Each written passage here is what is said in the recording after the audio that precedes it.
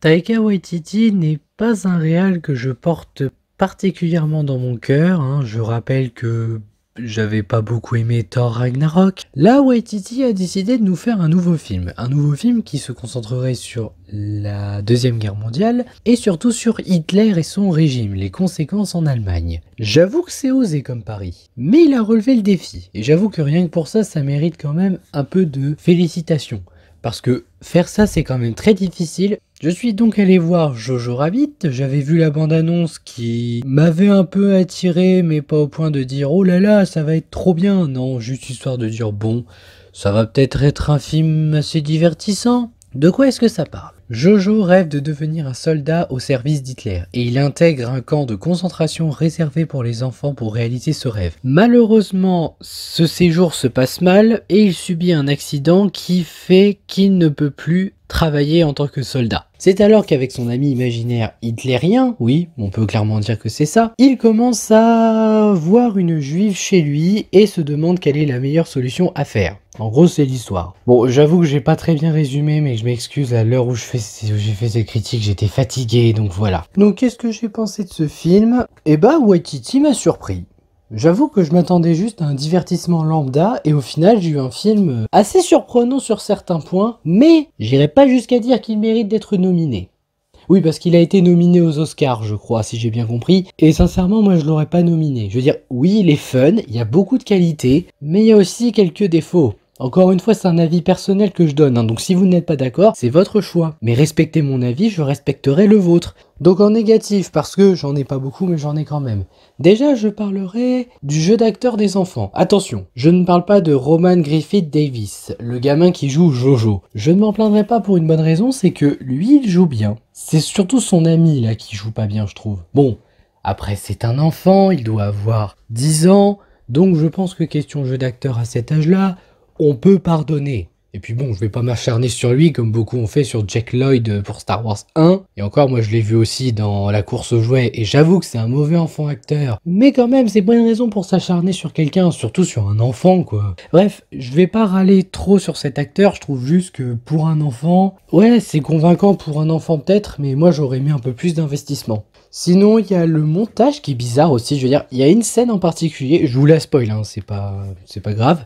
En fait, c'est une scène qui veut montrer que Jojo a des papillons dans le ventre. Alors, ça le montre littéralement, en soi, ça ne me pose pas de problème. Mais en fait, le montage en lui-même, on dirait un montage sur Adobe Premiere Pro. C'est vraiment du montage d'amateur, alors que là, c'est le niveau d'un long métrage quand même. Aussi, Yorkie joué par Archie Yates. Alors, c'est de lui que je me plains question jeu d'acteur, même si au final je le pardonne. Mais sinon, je tenais à dire que ce personnage, il sert à rien au final. Si encore, Waititi l'avait fait en mode voilà ce que t'aurais été Jojo si t'avais été un soldat d'Hitler, mais vraiment dans le sens les honneurs puis le déshonneur. Je pense que Waititi aurait dû mieux jouer avec l'image de Yorkie en fait. Ce qu'il n'a pas fait, c'est dommage. La scène d'entraînement aussi. Alors, pas l'entraînement soldat de Jojo et de ses amis, plutôt un entraînement spécial qu'on aperçoit vite fait. Parce que d'un côté, c'est bien parce que ça montre que Waititi va entièrement dans l'assumer, et de l'autre côté, je trouve ça pas terrible.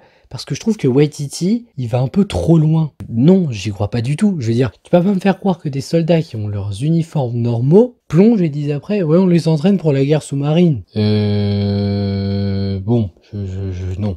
En fait, vous savez quoi, j'ai même pas envie de me poser la question, voilà, ça passe. Et surtout, le point, je pense, qui fait le plus polémique, bah moi, c'est l'humour. Alors, l'humour de Waititi est particulier. Il y en a qui aiment, et c'est bien.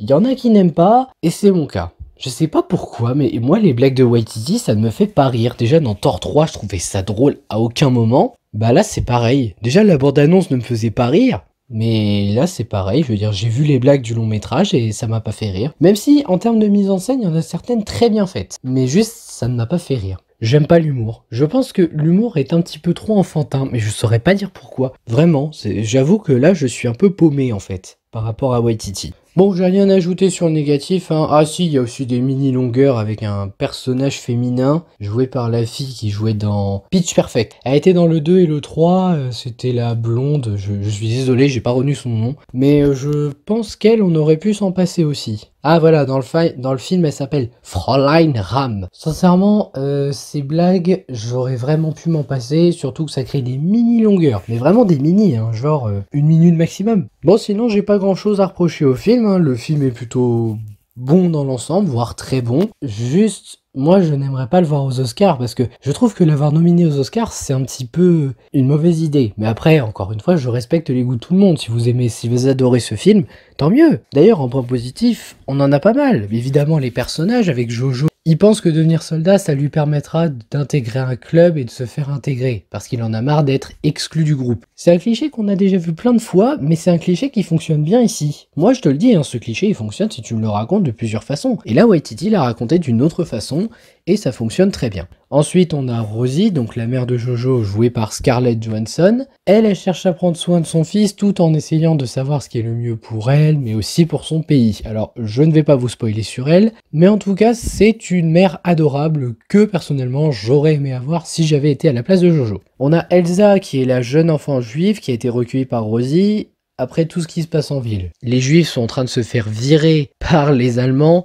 seulement parce que ils sont vus comme une maladie, parce qu'Hitler les voit comme une maladie. Oui, c'est du racisme pur, hein. Et donc, elle essaye de se cacher grâce à Rosie. Et on peut la comprendre. Elle a plus son père, elle a plus sa mère, elle a plus sa famille. Ensuite, il y a le capitaine Krenzendorf, joué par Sam Rockwell. Alors lui, c'est un capitaine qui a été désigné pour entraîner les nouvelles recrues. Et j'aime bien ce personnage. En fait, c'est rigolo parce que quand je l'ai vu, je me suis dit ça va juste être un modèle pour les enfants. Mais en fait, ce personnage, il a beaucoup de profondeur. Je veux dire, il y a ce côté-là, bien sûr, le côté allemand qui veut se battre à tout prix. Mais de l'autre côté, c'est aussi un homme avec beaucoup de cœur. Je vous jure, vous prenez par exemple avec Jojo, les dernières scènes avec lui sont vraiment touchantes. Bon, je vous dirai pas ce qui se passe, mais moi personnellement de sa part, hein, vraiment j'ai été touché. Et enfin Adolf Hitler joué par Taika Waititi. Je vais pas m'en plaindre parce que c'était un acteur à la base et il joue bien, hein, donc voilà. Là c'est un ami imaginaire que Jojo s'est créé à cause de sa solitude et en s'inspirant de son idole. Alors il est là surtout pour guider Jojo, hein, vous savez. Quand on était petit, je pense qu'on avait presque tous eu un ami imaginaire où on se disait est-ce que tu peux m'aider à faire les bons choix? Bah c'est notre subconscient qui le guidait, mais en soi c'était intéressant. Et bah là c'est le cas et c'est intéressant. Ah, de ce côté-là, Waititi il s'en sort bien. Les relations qui s'installent sont bien développées, hein, que ce soit entre la mère de Jojo et Jojo ou Jojo et Elsa. Je trouve que les relations sont vraiment bien travaillées au fur et à mesure. La mise en scène est de très bonne qualité. Alors j'avoue que dans Thor Ragnarok, il y avait une très bonne mise en scène. J'ai beau ne pas aimer Thor Ragnarok, j'avoue qu'il y avait une très bonne mise en scène. Et je me rends compte avec Jojo Rabbit que Waititi il est fort en termes de mise en scène.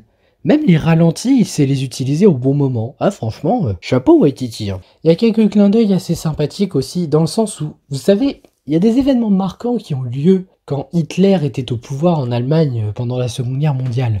Et en fait, ce que j'aime bien, c'est que Waititi, il a réussi à remettre ça dans le film. Par exemple, il met une scène où les enfants brûlent les bouquins. Ça, c'est un truc grave en vrai. Et le fait qu'il ait réussi à le remettre, franchement, je dis chapeau la manière dont c'est fait. Il est très fort. Le jeu d'acteur... Bah dans l'ensemble il est très bon, hein. Chaque acteur s'investit dans son rôle et est convaincant. Surtout Scarlett Johansson, parce qu'il y a une scène où elle fait une espèce de double rôle, double personnalité, et elle est excellente. Ouais, comme quoi il n'y a pas que Black Widow, où elle est bien en actrice. Le symbolisme fonctionne aussi, hein. On a des petits éléments de symbolisme qui fonctionnent bien, genre par exemple le petit lapin que Jojo a au début, ou tout simplement la porte, qui a un symbolisme différent en fonction des personnages. Par exemple, pour Elsa, ça signifie quelque chose, mais pour Jojo, ça signifie autre chose. Une évolution très intéressante sur le personnage de Jojo, surtout vers la fin. Ce qu'il fait à la fin, c'est vraiment génial. Les costumes sont de qualité. Le message est assez efficace, hein. C'est un message connu qu'on a déjà vu, à savoir qu'il ne faut pas se fier aux apparences, mais il est toujours bien traité de manière efficace et ça fait plaisir. Les décors sont très beaux, les musiques sont bien choisies. Je l'avoue, la Waititi, tu as bien choisi les musiques. Et bah sinon, la fin, elle est bien. Mais je vais pas vous spoiler. Je vais juste revenir sur une chose dans la partie spoil, parce que je sais pas si cette scène, beaucoup vont s'en plaindre, mais je vais juste essayer d'expliquer. Alors, moi j'aime bien les films un peu what the fuck, hein, faut le savoir, quand c'est what the fuck et assumé, j'aime bien. Mais là, en fait, je sais pas si c'est le cas, mais je pense que certains vont se plaindre du fait que Jojo arrive à donner un coup de pied à Hitler, mais vraiment un coup de pied, tu sais, en mode This is Sparta, et le balancer hors de la maison. Alors, je peux comprendre que ça peut sembler irréaliste, mais je rappelle que c'est un ami imaginaire. Ton ami imaginaire, si t'as envie de le frapper, bah forcément, oui, si tu fais ça, ça va se passer comme ça. Bon, alors après, je sais pas ce que tu faisais à ton ami imaginaire, hein, je tiens à le dire, mais en soi, c'est logique que ça se passe comme ça. Donc en conclusion, pour moi, Jojo Rabbit, c'est un film très sympathique, voire un très bon film à la limite. C'est pas un film que je mettrais dans le top de l'année parce que bah on me l'a trop survendu comme étant un très bon film. En fait, je vais essayer de vous expliquer. La dernière bande-annonce est sortie, donc vous savez que les bandes-annonces sur YouTube, parfois il y en a des aléatoires qui viennent. Et en fait, elle est venue. Et moi, c'est le genre de bande-annonce que je déteste, à savoir, on te met des images du film et à côté, on te met des images des spectateurs qui sortent du film et qui te disent « Oh, c'était trop bien, oh, c'était cool, oh, j'ai adoré ». Le problème, c'est que la dernière fois que j'ai vu ça, c'était pour un film français, d'ailleurs que Durandal a vu, j'avais vu la critique, mais malheureusement je me souviens plus du nom. Et en fait le film au final, je l'ai vu et il était sympa, mais il a été survendu en fait. Et là ce film-là, bah, ça m'a fait le même dilemme, c'est-à-dire qu'il a été tellement survendu avec cette bande-annonce-là, que je m'attendais vraiment à un truc assez épique en mode oh bah Waititi, tu vas peut-être faire un très bon film, ça m'impressionne. Et au final, bah, sur mes attentes, ça m'a un peu déçu. Mais sinon, je le redis, le film est bien, vraiment, il est sympathique. Non, franchement, si vous voulez un film fun, mais quand même avec du bon développement de personnages, travaillé et tout, allez le voir. Ça vaut vraiment la peine de le voir au moins une fois. Juste, j'hésite à dire si ça sera au cinéma, mais en tout cas, là, je le dis, regardez-le au moins une fois, quoi, c'est tout. Parce que Waititi, là, il mérite vraiment qu'on s'intéresse à lui. Voilà, c'était mon avis sur Jojo Rabbit. J'espère que ça vous aura intéressé. N'hésitez pas à liker, à partager, à vous abonner. Et je vous dis à bientôt pour de prochaines vidéos. Ciao!